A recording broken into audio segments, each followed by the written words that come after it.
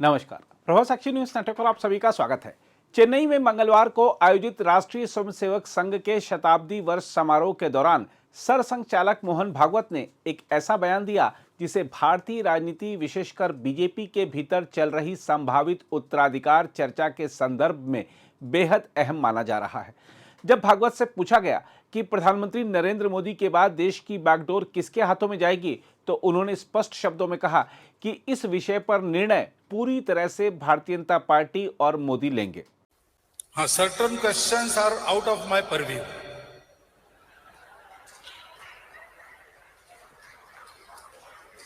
So I don't have any say in that. So I can only wish well, nothing else.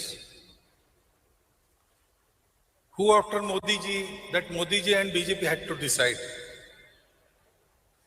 Police to be shifted, that is again a government matter.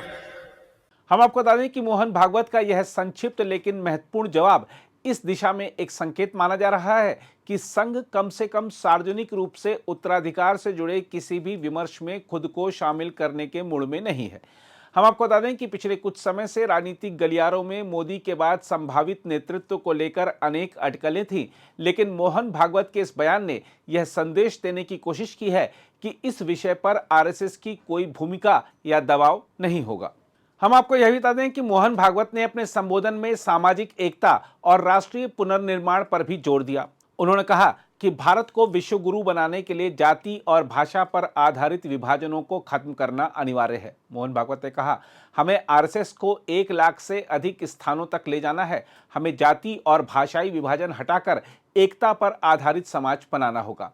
RSS प्रमुख का यह बयान ऐसे समय में आया है जब देश भर में संघ की गतिविधियों का विस्तार और उसकी विचारधारा के प्रचार प्रसार के लक्ष्य को लेकर संगठन खासा सक्रिय है। शताब्दी वर्ष समारोह भी इसी व्यापक अभियान का हिस्सा है। देखा जाए तो मोदी के उत्तराधिकारी के बारे में मोहन भागवत का बयान राजनीतिक रूप से संयमित और रणनीतिक है। एक और उन्होंने उत्तराधिकार के प्रश्न से खुद को दूर रखकर यह संदेश दिया है कि बीजेपी नेतृत्व अपने निर्णय लेने में स्वतंत्र है। दूसरी ओर उन्होंने सामाजिक एकता और विश्व गुरु की अवधारणा को केंद्र में रखकर संघ के दीर्घकालिक एजेंडे को मजबूती से पेश किया है।